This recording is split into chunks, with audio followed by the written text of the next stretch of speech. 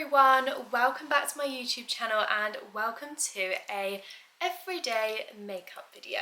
So it's been a while since I filmed one of these and I thought I'd share my everyday makeup routine with you.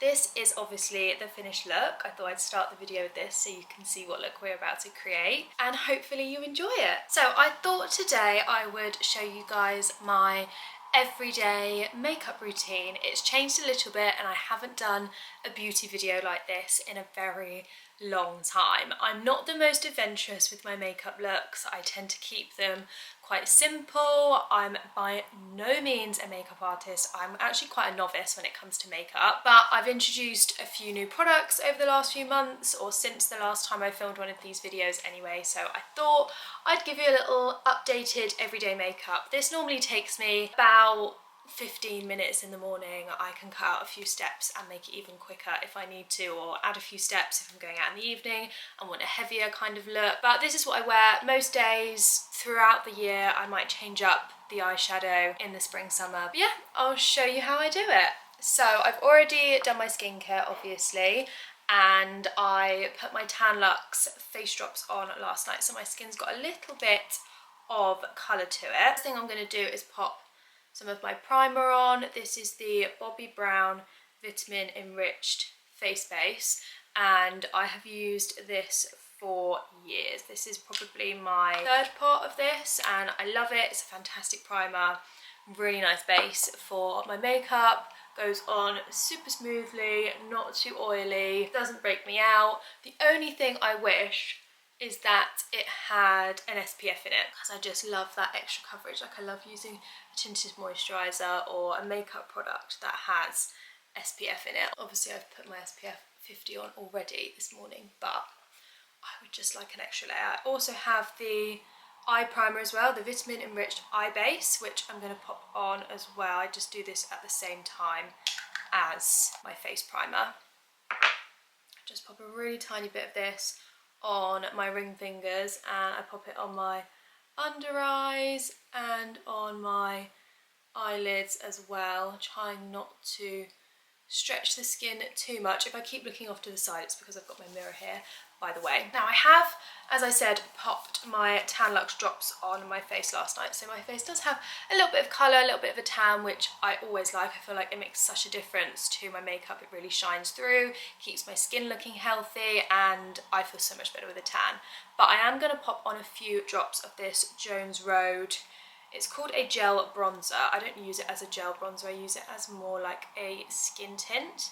So I just put a tiny little bit on, and this is the colour medium, and I literally just use my foundation brush, this is the Hourglass one, blend it into the skin. This works so well for days when I haven't used the tan drops, or like today when I just want a little bit of extra coverage, and it kind of sits as a first layer of foundation. Now luckily, touch wood, my skin has been quite good recently. I haven't had too many breakouts. A little one coming just here on the side of my nose, which is a very bizarre place to get a blemish, but I can just see it appearing under the skin. So yeah, that gives a really nice base, and it's also great to use like if you're just going to the gym or you don't really want to wear makeup but you want something on your face, something thinner than a tinted moisturiser. This is a fantastic product for that. So I love this so much, and I know that I'm going to get a lot of use out of it in the warmer months. Like on holiday, that'll be the perfect thing to just put on my face during the day. I'm then going to pop on some of my Charlotte Tilbury Flawless Filter. What shade is this? This is shade medium, number 4.5. Quite a good colour match actually. I just bought this online. I didn't even colour match it in a store or anything. I just saw it online and thought, that'll do. That looks like the right shade, and it was. I really love this foundation. This is my first bottle of it, my first time trying it, but I knew that I had to because I'd heard such good things, and it hasn't disappointed. It's a really nice light coverage, so I don't tend to wear it too much in the evenings, or if I do, I will layer it with a slightly higher coverage, thicker foundation as well. But for during the day, over the top of my gel bronzer skin tint. It is the perfect product. And whenever I do my foundation, especially when my hair is up like this, I bring it all the way down my neck and kind of behind my ears as well, just to make sure everything is covered so it's not looking patchy. And there we go, that's a really nice light base, still fairly full coverage. You can't see too many of my blemishes, but luckily, because my skin is alright at the moment, I don't feel like I need anything else. I want to keep it nice and light and wearable. I'm then going to use my favourite concealer. This is the Nars Creamy Concealer in shade Custard. Again, another hero product of mine. I have used this for a couple of years now. This is probably my third or fourth one of these. I always keep going back to it. It's a really nice thick coverage. I have quite dark pigmented circles under my eyes, so I do need something with a bit of heavier coverage, and this does a fantastic job. So I just literally put a little bit here, and I'm going to use my beauty blender to literally just press it into the skin rather than dragging the product out. So it's really nice, light, gentle movements with the under eye skin. That has just brightened up my under eyes really nicely. I'm just going to set them quickly with my pressed powder. This is one from Givenchy. It's called Blanc Divin. I've had this for ages and I love it. Really nice pressed powder. Doesn't crease under my eyes at all, which I've tried some that do. I also love the Laura Mercier translucent powder, but this one is my current favourite and my go-to. So I just literally press on the powdered sponge under my eyes. This isn't a translucent powder, but it's a really close colour match to my concealer, so it doesn't matter too much. I then always just take a tiny little bit around my chin, because that is where I have some spot scarring, and if the makeup was to come off, it would be around my chin and my nose creases here. So those are the only places that I touch up with the pressed powder, because I quite like my cheeks and my forehead to look a bit glossy during the day, so I always leave them. Now I'm going to take my Maybelline Instant Anti-Age Eraser, and you can see I've got this in quite a dark colour. This is, where does it say? Oh, shade 145, I think that is what it is. So I use this as kind of a creamy bronzer. I literally will just put a bit here and here, just to create a little bit of contouring. I do my contouring quite high up, because I just find it's a little bit more flashing on my face shape.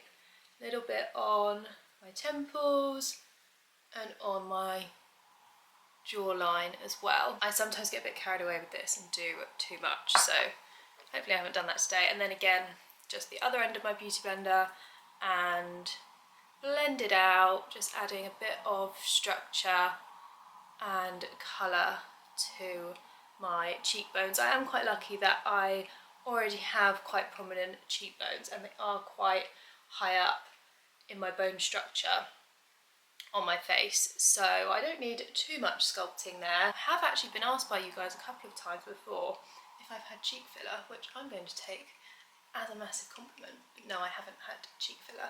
I'll always let you know if I have any new treatments. So yeah, just blending this with the other end of my beauty blender, creating a little bit of definement on my jaw and cheekbones and around the temples. And I didn't used to do this step. This is actually quite a recent step in my makeup routine. I was only using a bronzer to contour, and I just thought I needed something to create a little bit more structure, so I went for the cream concealer and it works a dream. I'm also just going to do a little bit on my nose as well, down either side and on the end, just to create a slightly thinner nose.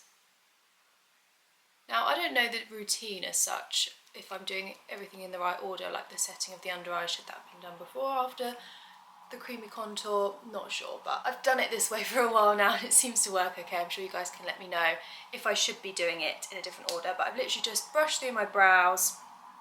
I'm just taking this sleek eyebrow stylist, and it's just literally a brow pencil. Not sure on the colour. It doesn't actually, oh yeah, it does. Dark 718 it's called. This is quite an old product. I don't tend to do too much to my brows. I'm just literally drawing on a few hairs to fill them out slightly, but whenever I do too much to my brows, they just look silly. So I like to keep it nice and simple. I find that rather than drawing on longer lines, if I try and draw on individual hairs, it gives a much more natural look. And I'm just going to go over my brows with a clear brow gel. I've used quite a few of these. This one is the ABH one and I really like it. It's nice and thick and keeps my brows in place all day long. It's kind of like removing a glue at the end of the day when you take your makeup off, so I know that it has worked its magic. There we go, nice and simple for the brows. Next up, I'm going to just pop a little bit of something on my eyes, nothing too crazy. I love this Dior palette. It's got some really nice colours in it, as you can see. I love that middle one. I'm just going to use the creamy white as a quick base on this random like fluffy blending brush. Then I'm just going to take a different fluffy brush, use this kind of orangey golden shade in the corners, and then sometimes I do mix it actually with this brown. I'm going to do that just to give a little bit more colour. So I literally just blend this into the crease. Doesn't have to be neat. Don't really pay too much attention to it, to be honest. And then I just take a really thin brush, get some of the darkest colour on the end and literally just do a really rough, small little wing. I just drag the product from the edge of the eyelid and create a tiny little wing. I don't even know if you can see that. Let me zoom in so you can see me do it on the other eye.